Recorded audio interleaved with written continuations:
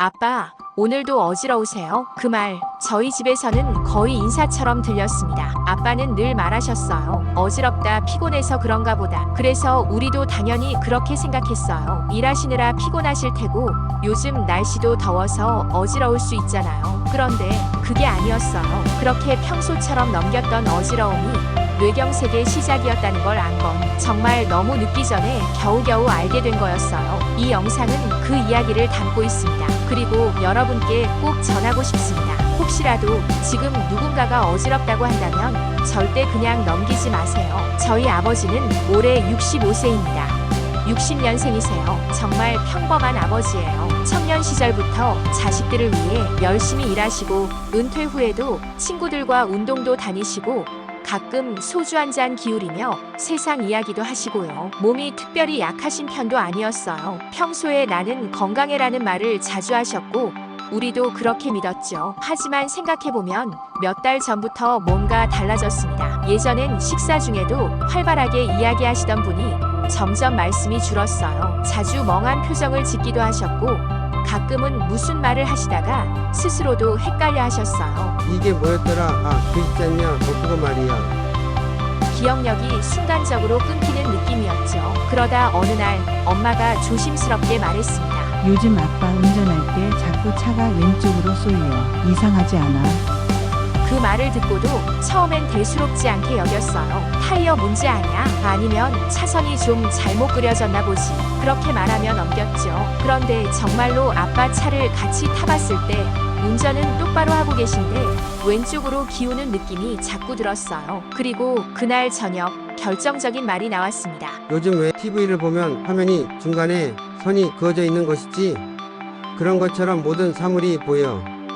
그 말이었어요. 그 말을 듣자마자 등골이 서늘해졌어요. 엄마도 저도 동시에 직감했죠. 이건 단순한 피곤함이 아니다. 그 다음날 아버지를 모시고 병원에 갔습니다. 신경과를 예약했고 의사 선생님께 증상을 말씀드렸어요. 의사는 조용히 듣더니 바로 말했습니다. MRI를 찍어보는 게 좋겠습니다. MRI 대기실. 아버지는 아무 말 없이 대기석에 앉아 계셨고 저는 초조하게 손을 모으고 있었습니다. 설마 아닐 거야. 그렇게 스스로를 다독였지만 불안은 지워지지 않았습니다. MRI 기계가 돌아가는 소리는 평소보다 더 크게 느껴졌고 그 소리마저도 무서웠습니다. 여러 혈액 검사와 엑스레이까지 모든 검사가 끝나고 결과를 보기 위해 의사 선생님과 마주 앉았습니다. 모니터엔 아빠의 뇌 MRI 영상이 떠 있었습니다. 의사 선생님이 손가락으로 화면을 짚으며 말했습니다. 여기 보세요. 이 부위가 지금 거의 혈류가 없습니다. 뇌경색 초기 단계입니다. 정확히 말하면 혈관 안쪽의 석회질이 너무 많이 쌓여서 피가 흐를 수 있는 공간이 거의 없습니다. 지금은 간신히 피가 흐르고 있지만 이대로 방치했다면 완전히 막히는 건 시간 문제였습니다. 눈앞이 TV 고장난 것처럼 보이는 것도 그 부위의 시각 영역이 혈류 공급을 못 받고 있기 때문입니다. 그 말을 듣는 순간 머리가 멍해졌어요. 이게 뇌경색이라고. 의사 선생님은 차분한 목소리로 설명을 이어갔습니다. 뇌경색은 말 그대로 뇌 혈액이 제대로 공급되지 못해서 생기는 질환입니다. 혈관이 막히거나 좁아지면 그 이후에 뇌 조직은 산소와 영양분을 받지 못해요. 그 결과 뇌세포가 손상되거나 죽게 되는 겁니다. 사람의 뇌는 굉장히 민감합니다. 심장이 몇 초 멈췄다가 다시 뛰는 건 가능할 수 있어도 뇌는 단 몇 분만 혈류가 끊겨도 손상이 진행됩니다. 손상된 뇌는 복구되지 않습니다. 한번 죽은 뇌세포는 다시 살아나지 않습니다. 의사 선생님의 이 말이 특히 크게 와닿았습니다. 너무 익숙한 아버지의 모습이 이대로 바뀔 수도 있다는 생각이 들었어요. 하지만 지금 발견된 건 다행입니다. 아직 피가 조금이라도 흐르고 있다는 건 회복 가능성이 있다는 뜻이기도 해요. 의사 선생님은 이어서 말씀하셨습니다. 뇌경색에는 골든타임이라는 게 있습니다. 발병 후 3시간에서 4시간 반 이내에 병원에 도착하고 그 안에 혈전을 제거하거나 혈류를 회복시키는 치료가 이루어지면 회복 가능성이 높아집니다. 하지만 그 시간이 지나면 손상이 빠르게 진행되기 때문에 살아남더라도 후유증이 남을 가능성이 매우 높아집니다. 그 말에 우리는 동시에 입을 다물었습니다. 아빠가 평소처럼 넘겼던 어지럼증이 만약 며칠만 더 지나서 발현됐더라면 정말 생각만 해도 아찔했습니다. 그날로 아빠는 바로 입원하셨어요. 곧바로 항응고제 투여가 시작됐고 24시간 모니터링이 이루어졌습니다. 침대에 누워있는 아빠의 모습은 낯설었어요. 언제나 단단하고 든든한 아버지가 수액줄에 연결된 채로 조용히 누워 계시는 모습은 솔직히 마음이 아팠습니다. 하지만 동시에 희망도 보였어요. 조기 발견 덕분에 큰 마비나 언어장애는 아직 없었습니다. 재활치료로 어느 정도 회복될 수 있다는 말을 들었을 때 우리 모두 안도의 숨을 쉬었어요. 아버지는 치료 후 곧바로 재활치료에 들어가셨어요. 처음엔 간단한 손가락 움직임부터 시작했습니다. 물건을 잡고 놓고 다시 잡는 것부터요. 어렵다. 하시면서도 아빠는 하루도 빠짐없이 물리치료실에 나가셨어요. 가족들도 교대로 병문안을 갔고 치료사 선생님과 함께 매일 작은 목표를 세우고 하나씩 해내는 아빠의 모습에 우리는 희망을 느꼈습니다. 걷는 연습도 해야 하니까 내일부터 병원 복도 한 바퀴 돌자. 그 말에 아빠는 좋아, 한번 해보자 하셨고 그날부터 아빠는 매일매일 걸었습니다. 조금씩, 아주 조금씩 다시 예전의 모습으로 돌아오고 계셨어요. 우리는 이번 일을 겪고 나서 뇌경색이 단지 나이 많은 사람들에게만 오는 병이 아니라는 걸 알게 됐어요. 당뇨, 고혈압, 고지혈증 이 세 가지가 있으면 뇌경색 가능성은 몇 배로 높아집니다. 저희 아버지는 이 세 가지 모두 앓고 있는 환자셨어요. 거기에 흡연, 과음, 스트레스, 운동 부족 이런 것들이 모두 원인이 될 수 있죠. 의사 선생님은 특히 흡연에 대해 강조하셨어요. 흡연은 폐만 나빠지게 하는 것이 아니라 뇌에 치명적 손상을 입힌다고 하시며 아버지께서 담배를 다시 피우신다면 그건 목숨을 내놓으시는 일이라고 아주 단호하게 말씀하셔죠. 우리도 그렇게 단호히 금연하셔라 말씀 못 드렸는데 의사 선생님께서는 아빠를 뚫어져라 쳐다보시며 말씀하셨어요. 이건 생사가 오가는 일입니다. 사느냐 죽느냐에 관한 일이니 금연은 죽을 때까지 하셔야 합니다.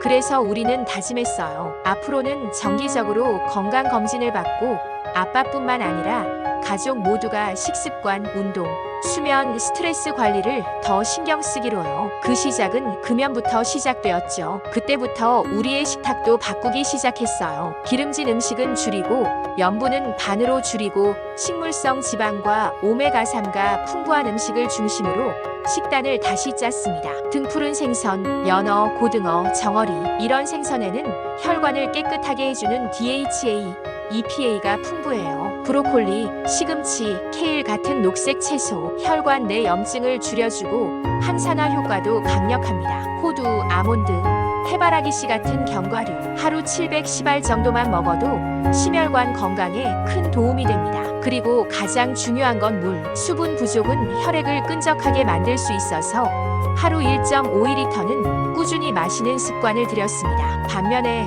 우리가 평소에 즐겨 먹던 음식들 중에 정말 피해야 할 것들도 있었어요. 가장 대표적인 건 가공육, 햄, 소시지, 베이컨 같은 가공육은 나트륨 함량이 높고 포화 지방이 많습니다. 이런 식품은 혈관을 막고 염증을 유발할 수 있어요. 튀김 음식, 특히 패스트푸드, 트랜스 지방이 혈관을 딱딱하게 만들고 나쁜 콜레스테롤 LDL을 증가시켜 뇌혈관 건강을 위협합니다. 단 음료와 설탕이 많은 디저트, 혈당 스파이크를 일으키고 장기적으로 인슐린 저항성을 증가시켜 뇌혈관에 악영향을 줍니다. 짠 음식, 나트륨은 고혈압을 유발하고 결국 뇌혈관에도 부담을 줍니다.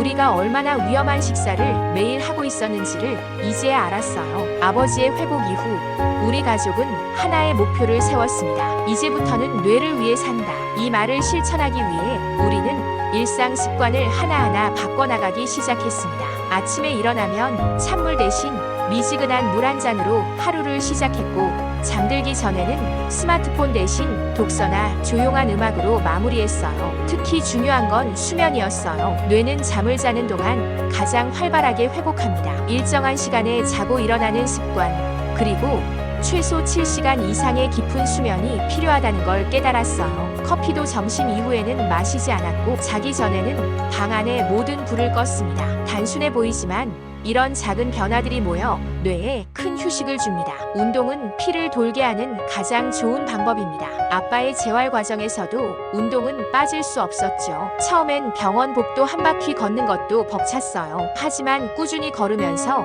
점점 자신감을 찾으셨죠. 우리가 선택한 운동은 3가지예요. 첫 번째는 빠르게 걷기.